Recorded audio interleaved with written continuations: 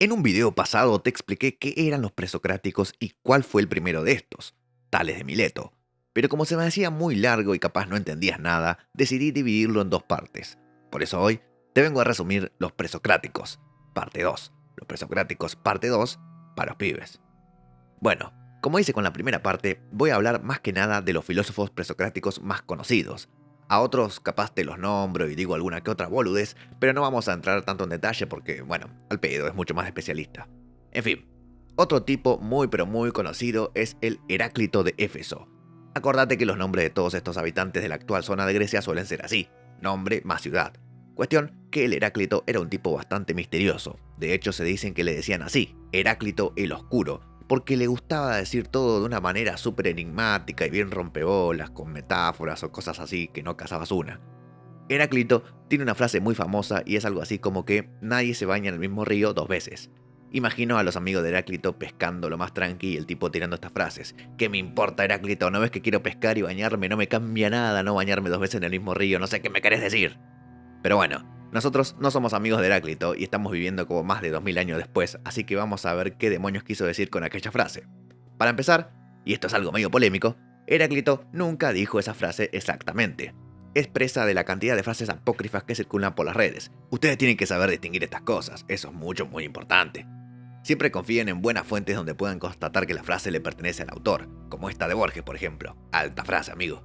Bueno, cuestión que no dijo esa frase, pero sí se resume muy bien el pensamiento de Heráclito. ¿O no? Acá vengo a ser polémico de nuevo. Arre que le doy chupar un huevo esto a todo el mundo, pero bueno, déjenme vivir en mi burbuja donde a todos les importa esto. Cuestión. Esa frase resume el pensamiento que otros filósofos nos otorgaron sobre Heráclito, sobre todo lo que dice Platón en sus diálogos. ¿Y qué quiere decir esto? Bueno, básicamente Heráclito es un defensor de lo que se conoce en griego como pantarrei. Es todo, digamos, el constante cambio, el constante fluir. Lo que se pretende decir con nadie puede bañarse dos veces en el mismo río es, primero, a grandes rasgos, nunca te puedes meter dos veces en el mismo lugar, porque ese lugar cambió. El río es el ejemplo perfecto, no te metes exactamente en el mismo río, está en constante cambio, en constante fluir, digamos. Mañana, el agua que circula por ese río es otra, no es la misma de ayer. El tiempo tampoco es el mismo, continúa su curso, vos tampoco sos el mismo que ayer. Y bueno, todo así, ¿se entiende? Esto igual tiene algunos problemas y que otros filósofos posteriores se lo han reprochado, como por ejemplo el entrar en una constante contradicción. Algo no puede ser y no ser al mismo tiempo. Pero bueno, eso es ya hilar más fino y lo iremos viendo con otros videos y otros filósofos. Dentro de esta visión construida sobre Heráclito, también se dice que él propuso el fuego como el elemento que rige todo. Algunos lo vieron como un argemás, acuérdense de la escuela de Mileto, y otros no. El fuego justamente representa muy bien lo que Heráclito quiere decir. Cambia constantemente, no es el mismo, pero a la misma vez tiene una esencia que lo hace ser fuego. Cuestión, que como te dije, todo esto es a partir de lo que otros filósofos dijeron sobre Heráclito, sobre todo Platón. Pero primero que nada, no tenemos nada más que algún otro fragmento de lo que era la obra de Heráclito. Y recuerden, cada vez que digo un fragmento o obras enteras a veces, eso no significa que poseamos los originales. A lo que voy, es que primero, tenemos una visión construida del pensamiento de Heráclito, o de muchos otros filósofos. Acá digo Heráclito y lo pongo de ejemplo porque estoy hablando de él, pero puede aplicarse a cualquiera de la antigüedad.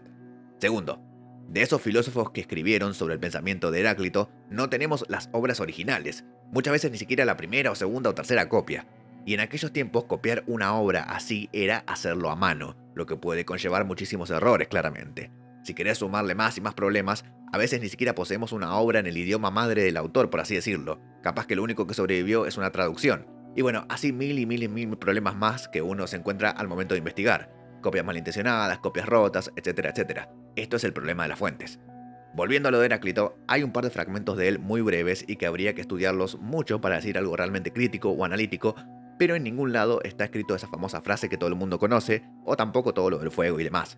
Si te interesa podés buscarlo por tu cuenta y ver qué entendés, pero es un abuelito más pesado, digamos. Pasemos al siguiente filósofo antes de que el video se me haga interminable. Ahora les voy a hablar un poco de Parménides de Elea. Este filósofo resulta que escribió un poema para exponer su punto de vista sobre algo que le venía jodiendo. Parménides se pone a reflexionar y dice, si algo es, entonces es y no puede no ser. Hasta ahí medio que nos entendemos, ¿no? Es como decir, algo es silla, entonces como es una silla, no puede no ser silla. Es una silla. Parece boludo, pero ahora se complica un toque. El tipo sigue reflexionando y dice, pero hay un problema. ¿Cómo sé yo que algo no es. Entonces, vos podés pensar, bueno, fácil, tipo, siguiendo el ejemplo de recién, por comparación, esto es una silla, no es una mesa. Pero ahí estamos entrando en un problema, porque para Parménides vos estás nombrando cosas que son, y a él no le interesa que vos sepas que eso es una silla y no otra cosa. Lo que a él le interesa es cómo puede saber alguien que algo no es. Entonces se ve que se rompió mucho el bocho pensando por un largo tiempo y llegó a la conclusión de la imposibilidad del no ser. Lo que Parménides plantea es que no podemos pensar el no ser. Cuando queremos pensar en algo que no es, inmediatamente pensamos en algo que sí es. Es imposible pensar el no ser. Siempre estamos viendo las cosas que son, no que no son. Pero la cosa se sigue complicando.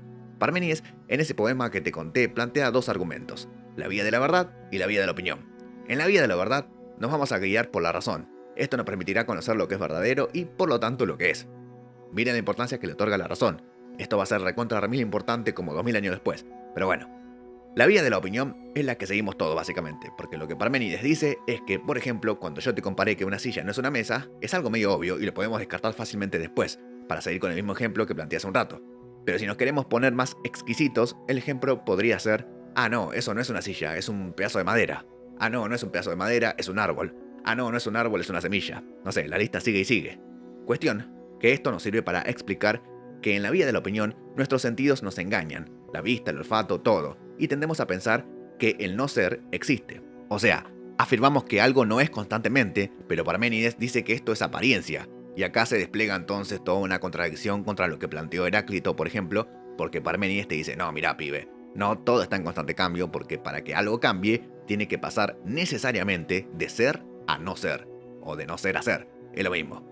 Vos te estás confundiendo por las apariencias, pero en realidad todo es desde siempre. Ahí es donde podemos sacar entonces las conclusiones sobre el ser de Parménides, que es único, o sea, que hay un ser, es indivisible, es finito, es inmutable, es indestructible, pero también es ingénito, o sea, no se crea ni se destruye. Bueno, como podemos ver, la diferencia con Heráclito es bastante notoria. Después, hay otros cuantos filósofos más y escuelas, sobre todo, por ejemplo, tenemos a los pitagóricos, donde claramente Pitágoras es el más conocido, y bueno, ahí tenés todo un mambo bastante copado e influyente para sus posteriores en relación a la matemática. Platón, por ejemplo, claramente estuvo influenciado por estos. Todos conocemos el famoso teorema de Pitágoras, pero además el tipo veía el mundo en números básicamente. Y bueno, nada, eso es todo otro resumen, meterse y bueno, nada, si ustedes quieren, después lo hago. También tenés la escuela de los atomistas, por ejemplo, con Demócrito como el más conocido, pero también está Leucipo. En fin, nada, generalmente con lo que ya te hablé estás, digamos, no suelen enfocarse en profundidad en los otros. Pero bueno, si en una de esas ustedes necesitan mucha ayuda con los demás presocráticos, le hago un video aparte. Así que bueno, espero que te haya gustado y si no, bueno, cágate. Chipsap terminé, eso es ser un profesional, niña.